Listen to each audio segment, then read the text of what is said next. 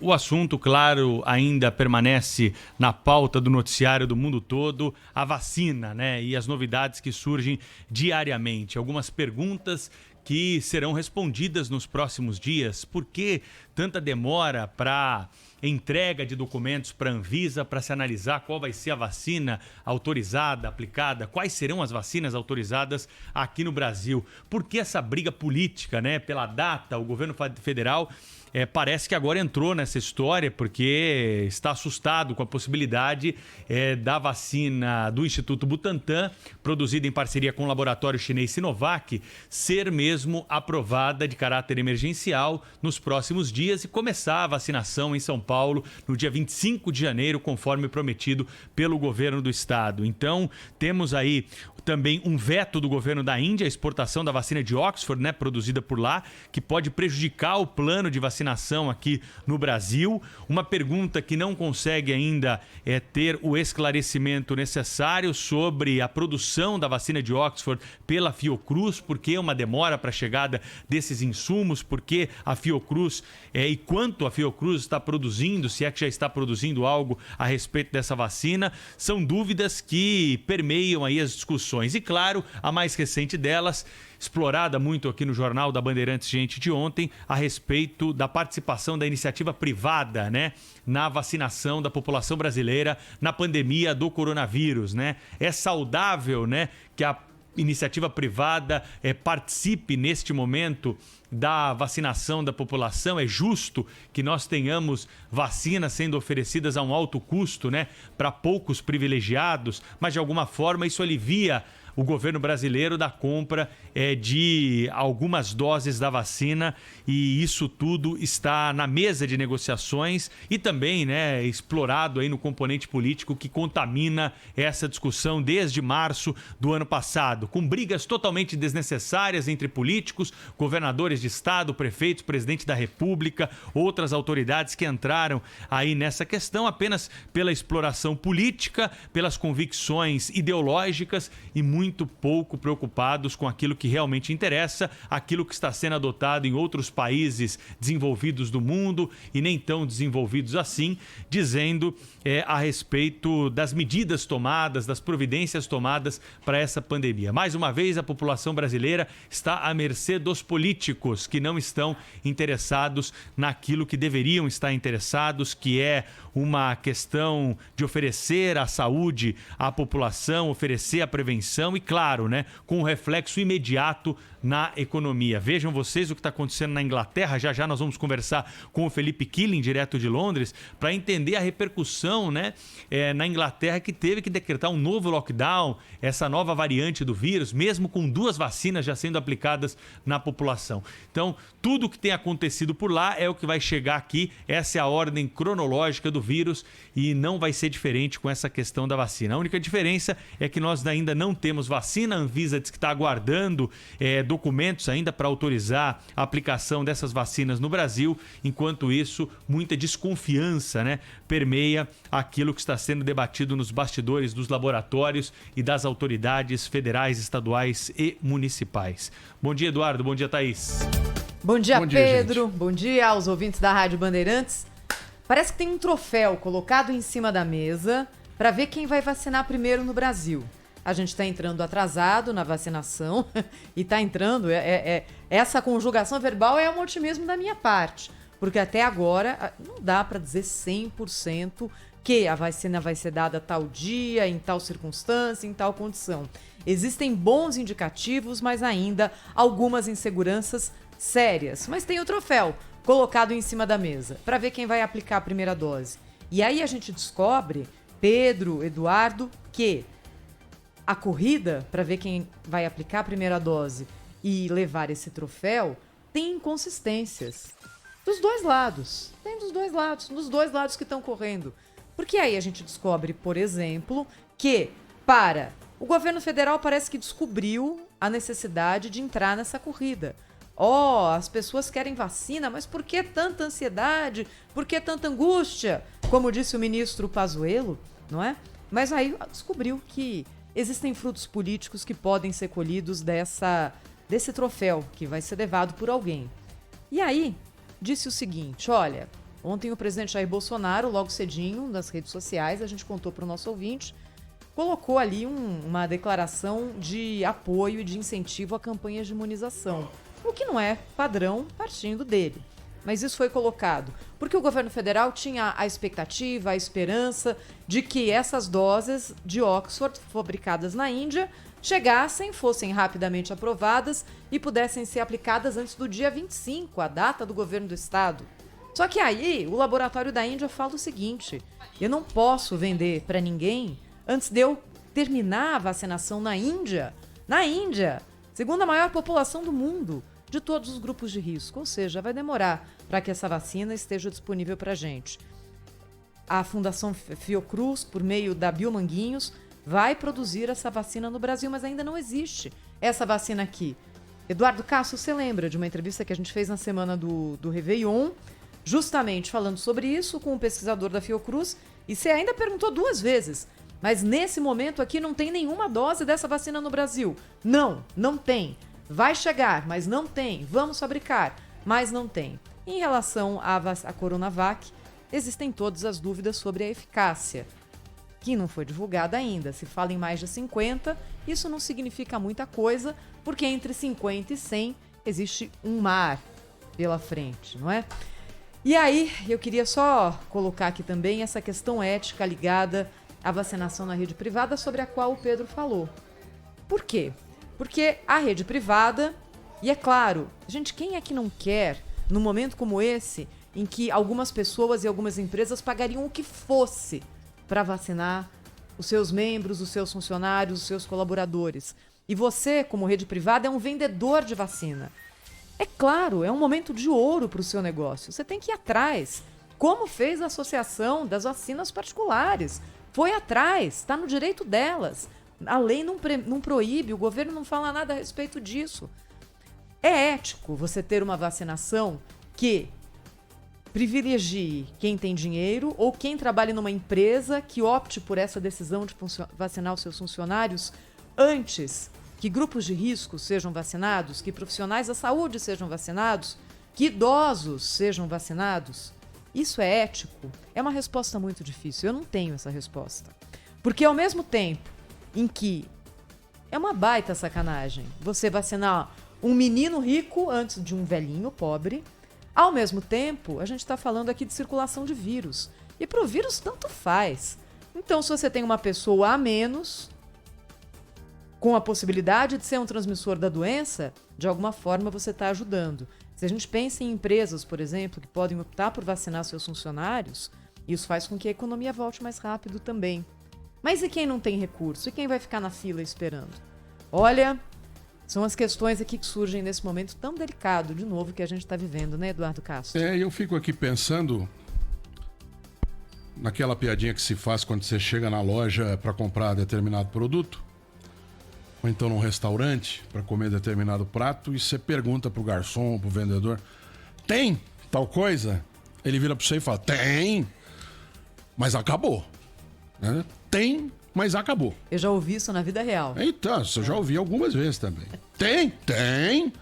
Se você vier a segunda, tem, porque hoje acabou. Isso é sério. Com essa história da vacina, o Brasil inventou o tem, mas não chegou. Né? Vocês trataram de tudo. Tratamos, claro. Tá resolvido. Nós falamos com um laboratório.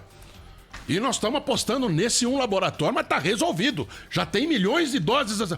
Mas estão aí? Não. Tem, mas não chegou.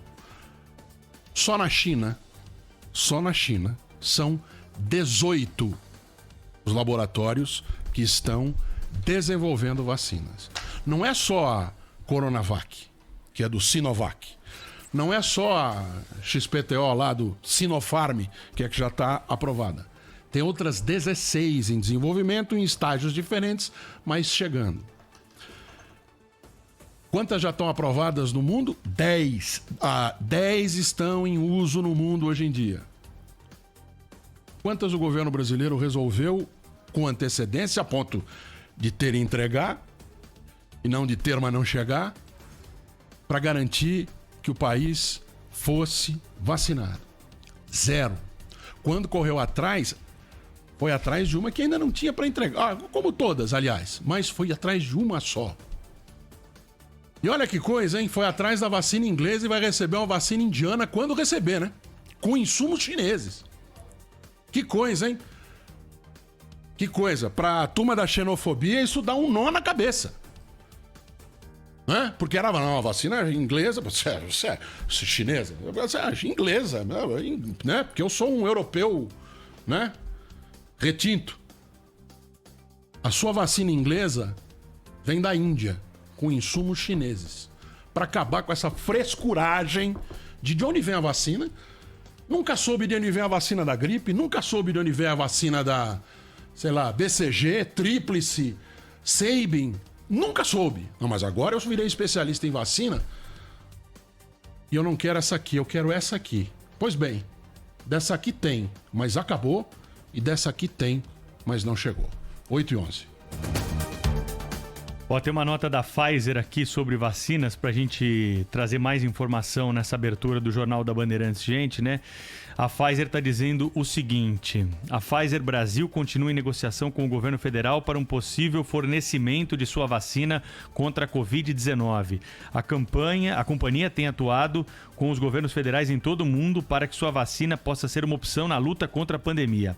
A Pfizer tem recebido contato de alguns estados brasileiros, mas a empresa aguarda uma definição junto ao governo federal. Ou seja, não procede a informação de que a empresa mantém negociações paralelas com governos estaduais para o fornecimento da vacina. E essa é uma responsabilidade muito maior do governo federal do que dos governos estaduais e municipais, né? O Supremo Tribunal Federal, no começo da pandemia, decretou que caberia aos governos estaduais e municipais resolver questões a respeito do fechamento, da abertura e do funcionamento das atividades durante a pandemia do coronavírus em todo o Brasil. Mas essa negociação por vacina, tradicionalmente, está encabeçada pelo Ministério da Saúde, que tardiamente, depois de muita pressão, é verdade, anunciou um plano de vacinação, né? Com público-alvo, com critérios logísticos de distribuição. Afinal de contas, o Brasil tem mais um agravante em relação a esses países mencionados aqui por todos nós durante esse momento em que estamos tratando da questão da vacina. O Brasil tem dimensões continentais, é um país enorme. Então imagina se a vacina chega aqui no aeroporto de Guarulhos, até ela chegar ao Acre, até ela chegar a Manaus, a Fortaleza, ao Amapá, ao Rio Grande do Sul, né? São distâncias aí consideráveis e algumas delas precisam aí de uma estrutura para sua conservação, para que não perca a eficácia. Então tudo isso tardiamente foi anunciado pelo governo federal a respeito da logística de distribuição, mas em relação à autorização das vacinas, tudo sugere e leva a crer que há um componente político pesando nessas decisões. Nós não temos provas disso até o momento, mas as declarações dos políticos envolvidos, e aqui eu estou me referindo a todos eles, hein? Governador de estado, presidente, ministro, representantes aí de governos que acabam de alguma forma trazendo informações e declarações que levam a essa conclusão. Pelo menos esse é o nó apresentado até agora e a população está no meio desse tiroteio político, sem vacina por enquanto, no meio de uma briga para saber quem é o primeiro a vacinar. Aqueles que negavam, né, a possibilidade de uma vacinação em massa no Brasil agora já admitem, e aqueles que estavam muito ansiosos, já fixaram várias datas, seguem com essa ânsia de ter o protagonismo pela vacina. Então, por isso, os 200 milhões de brasileiros aí que estão aguardando a vacina ainda não têm um norte, ainda não sabem exatamente quando serão vacinados contra a coronavírus. E eu queria lembrar aqui, Pedro, para a gente olhar um pouco para frente, né? Esse é um discurso angustiante porque a gente ainda não tem a resposta. Então, você, puxa, cadê a vacina? Todo dia a mesma pergunta e a gente tem que perguntar, porque a vacina é o ponto de partida para o retorno à normalidade das nossas vidas, da economia, do planejamento das empresas, do planejamento pessoal de cada um. Nós deixamos de nos planejar. A gente está vivendo um dia após o outro, esperando que haja uma certeza. Então, a vacina é o primeiro ponto. Ontem, a gente ouviu aqui na Rádio Bandeirantes, no Jornal Gente, o professor Hélio Silberstein. Foi uma ótima entrevista. Até o nosso ouvinte que por algum motivo tenha perdido, está aqui publicada no YouTube da Rádio Bandeirantes. Ele fala sobre mercado de trabalho, mas fala também sobre olhar para frente agora em 2021. E aí ele colocou duas coisas. Primeiro, para olhar para frente, a gente precisa ter a vacina. Então, sem a vacina, a gente não vai conseguir sair desse correr aqui no mesmo lugar, como se fosse numa esteira, em que a gente se encontra já há alguns meses. E a segunda coisa é fazer com que o Congresso Nacional trabalhe e aprove o que precisa ser mudado na sociedade. Ele fala, por exemplo, em reforma tributária. Se bem que é melhor o Congresso não olhar porque foi feito aqui pela Assembleia Legislativa, né? Porque o governo do Estado aprovou a sua reforma tributária aumentando com majoração de imposto, de comida. Não é? Aí até bonito. Eu, que sou mais boba, faço também. Mas é isso, a gente tem que olhar para frente, pensar no que pode ainda ser feito esse ano, o que pode ser corrigido. Gente, estamos só no começo, tem muito chão ainda. E com a vacina como ponto de partida. O professor Hélio Zuberstein falou assim, olha, eu acho que do governo federal não adianta cobrar muito, porque já está muito claro que essa é a entrega que ele vai fazer. Então, quando você, daquele lugar que você menos espera, é aquele que menos vem, não é? Tem um ditado que diz assim. Aí eu discordo do professor Hélio Zuberstein, porque algumas decisões muito importantes em relação a esses dois pontos estão na mão do governo federal. Então, acho que a gente simplesmente fala, mas é assim mesmo, essa é a convicção do presidente, de lá não vai sair nada, não agrega, porque vai ter que sair. Não é? Essa decisão sobre campanha de vacinação, por exemplo. Olha, você vê que as informações vão chegando, né, a todo momento. Né? Agora, o presidente do laboratório indiano, contratado para produzir 1 milhão de doses da vacina de Oxford, AstraZeneca, está dizendo que a exportação de vacinas está permitida para todos os países. Ele deu a declaração um dia depois do governo indiano dizer que não iria permitir, como lembrou Eduardo Castro aqui, a exportação da vacina de Oxford produzida no país até a imunização dos cidadãos da Índia, né? 200 milhões de indianos, que é a população do Brasil, mesma população. Que é a parte que eles consideram vulnerável da população chinesa, indiana. Olha só, então nessa rede social ele disse que houve uma confusão do domínio público e o Instituto e a BioNTech vão divulgar um comunicado conjunto esclarecendo que qualquer falha na comunicação precisa ser reparada. Então esse laboratório indiano é o fabricante com o qual a Fiocruz anunciou no domingo ter fechado um contrato para aquisição de doses da vacina. E é esse laboratório também que está sendo alvo da iniciativa privada, né, dos laboratórios aqui do Brasil. Ontem a Ana Paula Rodrigues trouxe para nós a informação. Você vê que é muita guerra de informação, não é só no Brasil, é no mundo todo. E agora, então, essa declaração do chefe do laboratório dizendo que vai permitir a exportação da vacina antes mesmo da vacinação dos 200 milhões de indianos, algo que tinha sido divulgado ontem e que, claro, né, causou uma repercussão e uma grita no mundo todo. Pedro, ninguém está contente nesse momento. Ontem o Felipe Killing contou pra gente que há uma insatisfação gigante no Reino Unido, porque a vacinação começou, mas está lenta.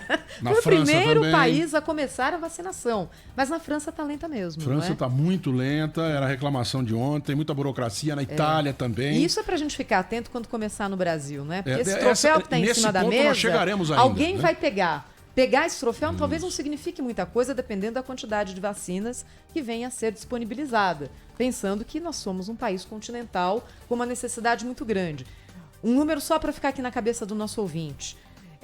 Brasileiros com mais de 75 anos. Ali, esse é o fim do grupo de risco, não é? É o risco do risco. Se a gente for começar, porque se falar de 60 a mais, mas dentro dessa fatia, 60 a mais, existem aqueles que correm mais risco, que são os mais velhos. Brasileiros com mais de 75. Somos 7 milhões e meio de brasileiros com mais de 75 anos. Ou seja, 500 mil, 1 milhão de doses, não dão nem para começar a brincadeira.